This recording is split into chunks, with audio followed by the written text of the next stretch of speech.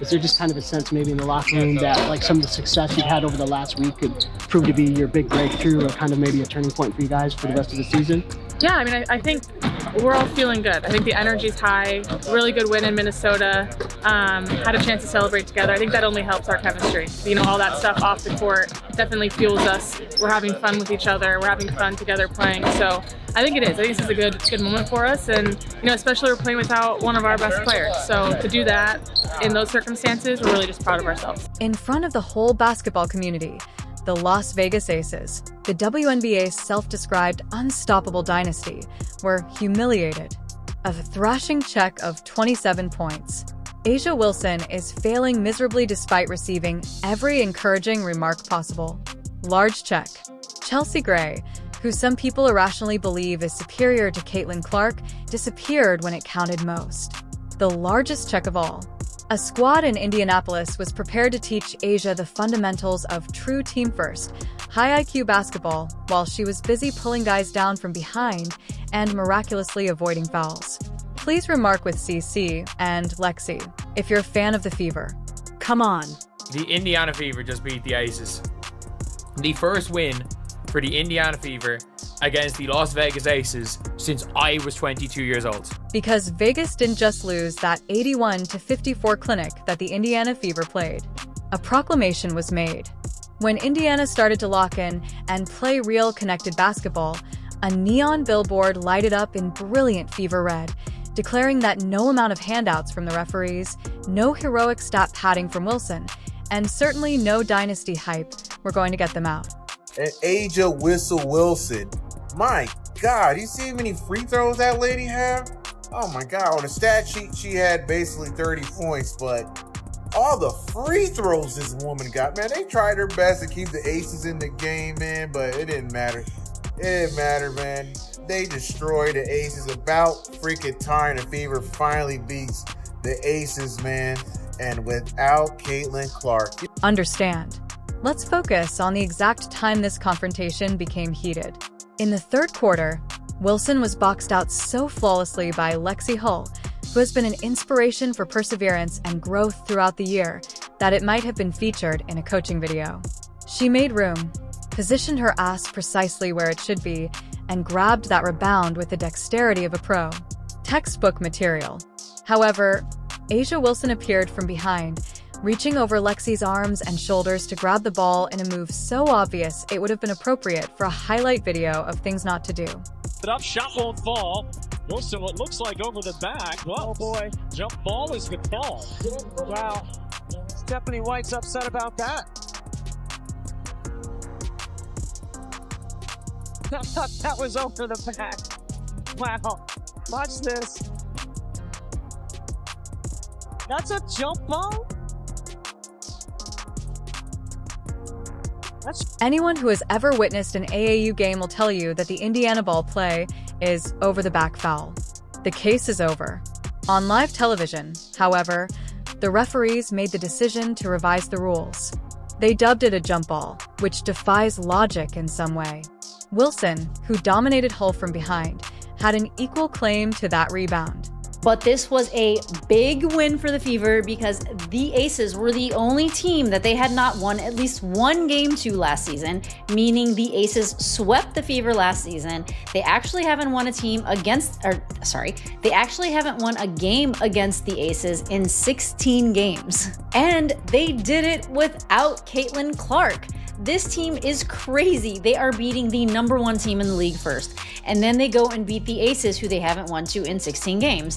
And they did it without Caitlin Clark, which is just a testament to how this team is finally developing a rhythm. Not even the broadcast crew could conceal their astonishment. Their commentary, as they tried to comprehend what was happening, veered between embarrassing giggles and stunned quiet. The contact was clear. The infraction is really obvious.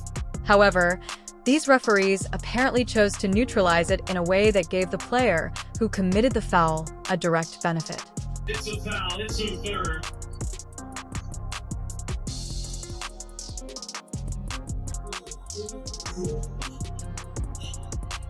Lexie Hall, tremendous 3 and 2.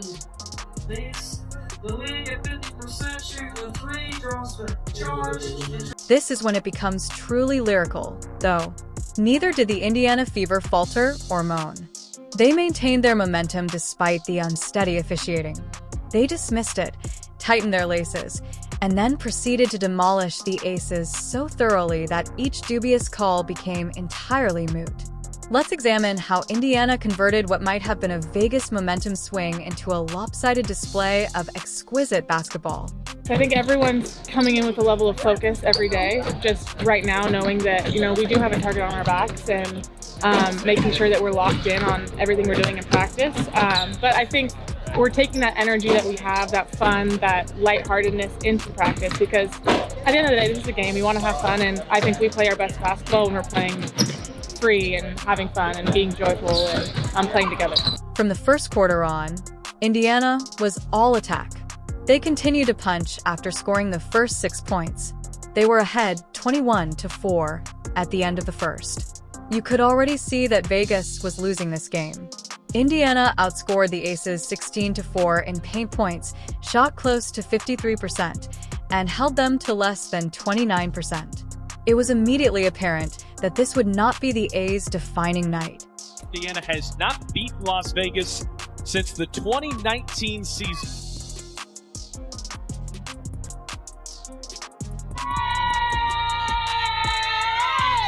It's Howard, the Commissioner's Cup MVP, has us on the board. Here is Boston right up the middle, untouched. Drive, gives it to the roller, Howard, and she scores from the middle of the paint. Timeout, Becky Hammond. Couple of Gamecocks going head-to-head. I mean, there's some physicality right there. We're really disciplined to the details, and we're playing with a high effort. However, the Fever really got down to business in the second quarter. They scored 25-10 points more than Vegas. It's not a typo. 25-10. While Vegas stumbled to only 24% from the field, Indiana shot an incredible 82%. In the paint, the Fever went 6 for 6, a pathetic 3 out of 13 for the Aces. It was 46-24 at the half. Let's face it, the game is over. And just when Vegas needed a miracle to rally, that contentious jump ball appeared. The referees effectively gave them a possession they didn't deserve and an opportunity to alter the course of play. We've been preaching this all season, being very disciplined and intentional with our actions. On both ends of the floor, we're doing that. And it's a high level of activity all over the place. I'm really proud of the girls. All smiles for the Fever through 20 minutes. It's a 22-point lead for the Fever. Indiana in front of Las Vegas, 46-24. For the Fever, it was among those dreaded situations. Here we go again, oh boy. That quiet annoyance was almost palpable.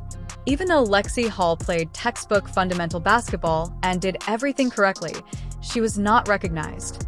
Young teams are shaken by those kinds of situations, particularly when facing a decorated opponent like the Aces. Wilson crossing over. Wilson hangs. Wilson finishes. Oh boy. Here she comes.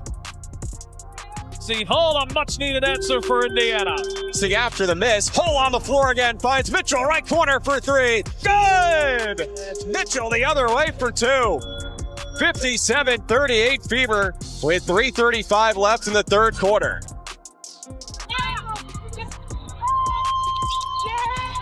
Becky Hammond's had enough. That present from the referees was a lifeline for Vegas.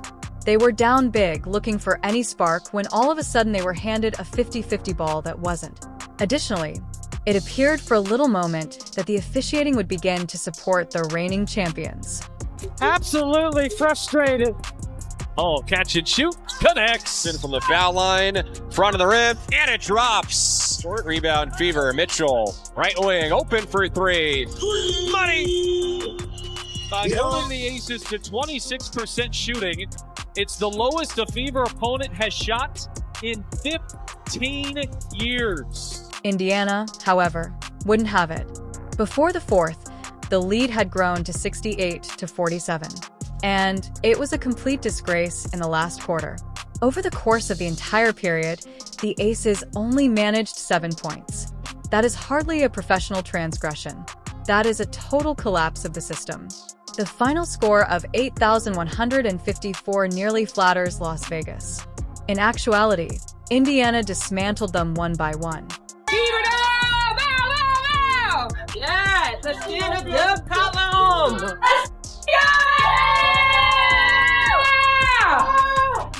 Great job. We held them to 26% from the floor. Nice. Additionally, we must briefly discuss A'ja Wilson's alleged big game. Indeed, she dominated at the line, going 11 of 13 and scoring 29 points on 9 of 18 shots. When you consider that she shot almost as many free throws as the whole Indiana squad combined, it seems like superstar material on paper. They might as well have been gift-wrapped because the whistles were so amiable. Despite all of the referees' generosity, the world's top player ended up with a staggering 27 points in the hole. A'ja Wilson, she got a favorable whistle in the second half, but it is what it is. Superstars get the whistle. Unless your name is, 29 points for A'ja Wilson, 3 boards, 3 personal fouls, 3 turnovers, 9 for 18 from the field, 11 for 13 from the free throw line. Look at the rest of her team. 2 points, 2 points, 2 points, 6 points, 0 points, 4 points, 2 points, 3 points. Dana Evans, 1 for 10, Dana Evans. Oh my goodness. Just take a moment to process that. The league's crown gem had a flashy stat line, but it had no meaning whatsoever because the other aces appeared to be hopelessly disoriented. The Indiana Fever played like a team determined to permanently destroy the Dynasty myth, while Chelsea Gray stayed away from the game the entire time. Furthermore, Caitlin Clark, Lexie Hull, and the Fever weren't merely carrying out a strategy during this entire period. On live television, they were changing the league's power structure. That missed call didn't define Lexie Hull's evening. She made A'ja work for every inch, locked in even harder, and aggressively sought rebounds. Ever the conductor, Caitlin Clark planned the attack, set up the floor, and started quick breaks that had the aces reeling. I don't know about frustrations boiling over as more to just like making a point. Well, Caitlin said she got me though, so. One more though. She just got a bonus. And by bonus, she was meaning the Commissioner's Cup bonus, which was $49 or $43,000 per player, because the prize pool was $500,000. And apparently, Steph White just was pissed about the officiating. I don't know if it was A'ja Wilson's whistle or what. Let's examine the harsh reality of the alleged dynasty in Las Vegas. The other aces combined for a dismal 7 of 43 from the field, aside from Wilson's 9 for 18 shooting night outside of A'ja. Compared to practically every other player on the roster, that 16.3% shooting clip is ridiculous. Not a single other ace managed to score 6 points. Give that a moment to marinate. This club is marketed as having unparalleled depth. And under the Fever's constant pressure, their MVP candidate was essentially forced to play 1-on-5 as her teammates disappeared like Houdini. Like I said, the referees were starting to get on the side of the aces. They were trying to wheel the aces back in. And Lexie stepped in and sort of killed it. Kelsey Mitchell never took her foot off the gas tonight, by the way. This is the best thing I've seen from Stephanie White all season long. Right here, she was aggravated by the refs already, and in the fourth quarter, 5:35 left, Stephanie White lost her shit on the sideline. She lost her shit. And let me just play this right here. Roll it. Lost that lead late. And you see her. You see her just losing it up here. Losing it. And she got teed up right there. And Caitlin Clark loved it. Can we now take a moment to highlight Chelsea Gray, who is supposed to be part of the supporting cast? Because this is the same Chelsea Gray that some people claim to be superior than Caitlin Clark in some way. The box score, however, presents a different and less favorable picture. Gray finished the evening with 5 terrible mistakes, 2 meager points on 1 of 3 shots, and only 2 assists. 2 points, that's correct. It is expected of this seasoned floor general to plan the attack and uplift everyone in her vicinity. Rather, she appeared to be wading in mud as the Fever's swarming defense ate up every careless pass and made her make mistake after mistake. God with more turnovers than points and assists combined. More turnovers than points and assists combined.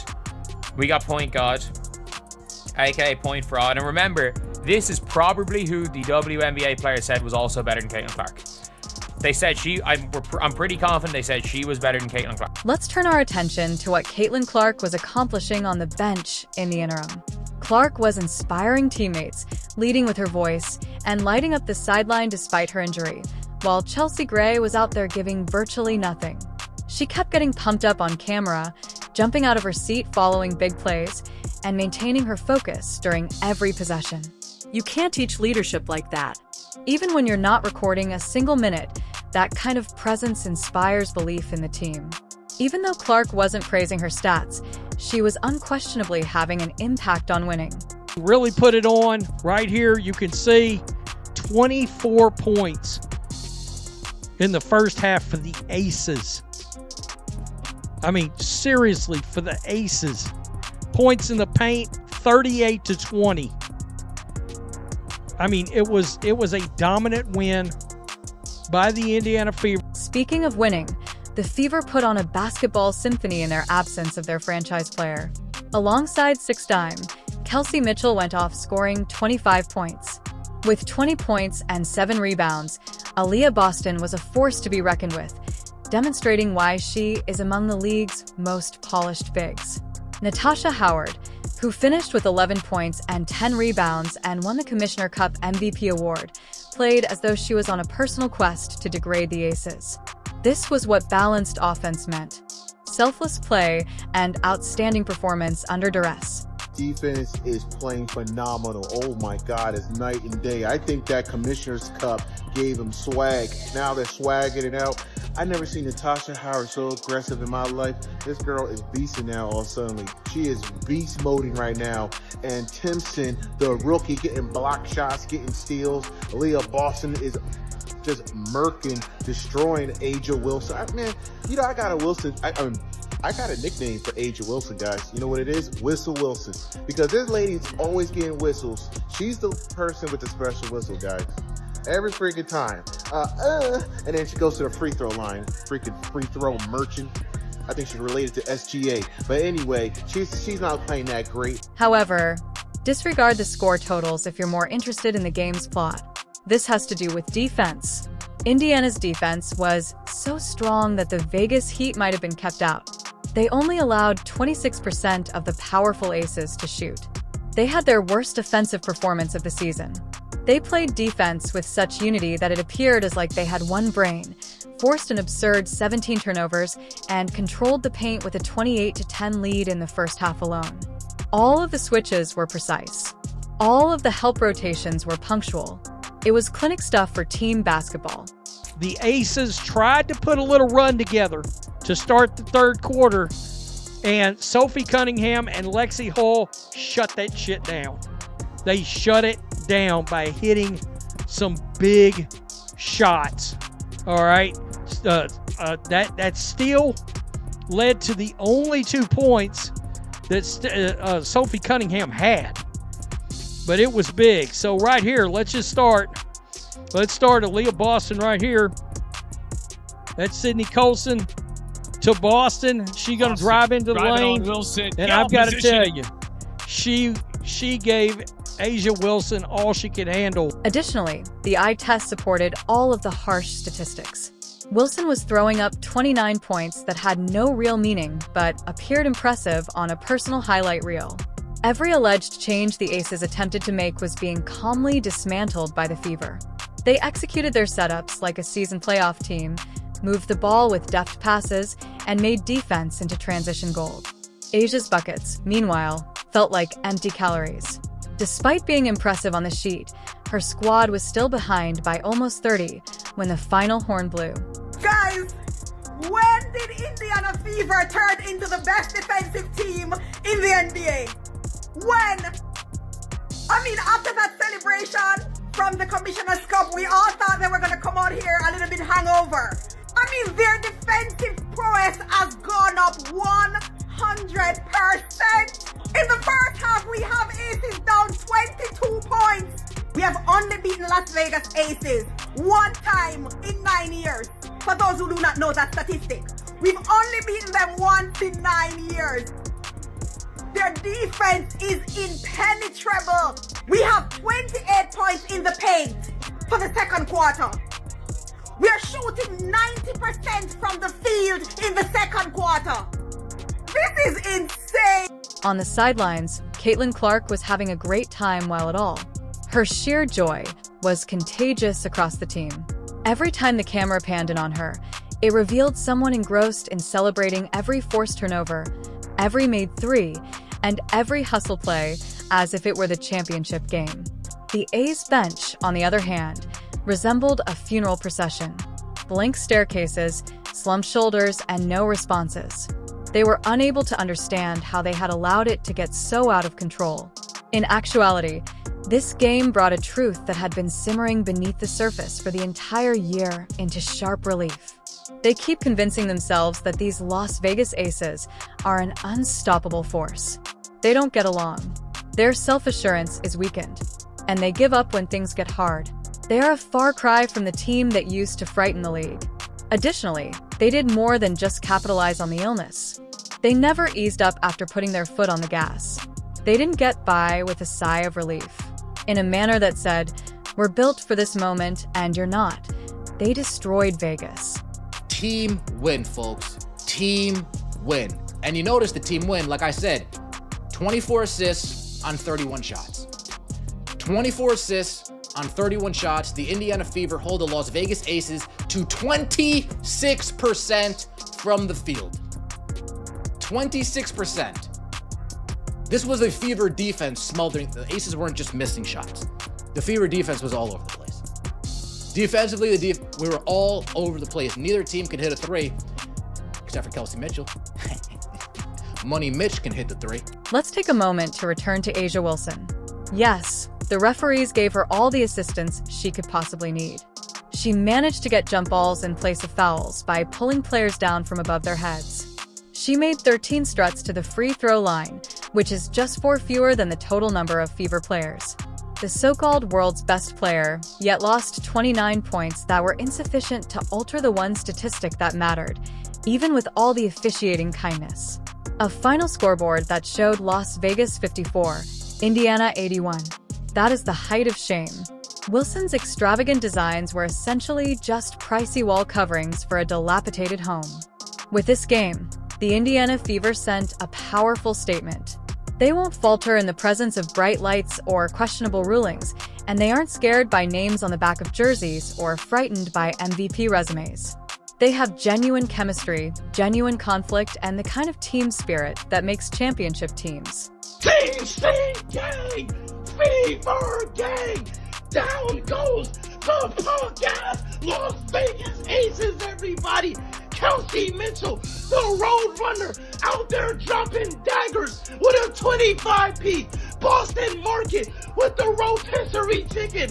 Baked beans, corn on the cob, mashed potatoes, every drink available. The tiny assassin, Harry McDonald, out there slicing through the defense, getting buckets. A'ja crybaby ass Wilson, hold this L. You ain't nothing but a free throw merchant, goofy. Indiana Fever, that's how y'all ball. I don't know what's going on right now, but y'all got the momentum. We can't wait till Caitlin Clark is back on the floor. The Aces should hurry up and decide who they want to be in the meantime, because they are no longer the gold standard, as this blowout revealed. They are no longer destined champions awaiting crowning. Caitlin Clark didn't even need to put on her shoes for the Indiana Fever to officially steal that hype. The bottom line for the remainder of the WNBA is as follows. If you see a team that plays cohesive, fearless basketball, all the niceties and highlight clips in the world won't help you. The hierarchy was recently altered by the Fever. They intend to remain now that they have come. And just think of what will be waiting whenever Caitlin Clark returns to run the show, make logo threes, and orchestrate like only she can if they can take down the Aces like this, without her on the floor. Comment CC and Lexie if you agree with the Fever. Turn on all notifications, like, and subscribe to ensure you don't miss anything.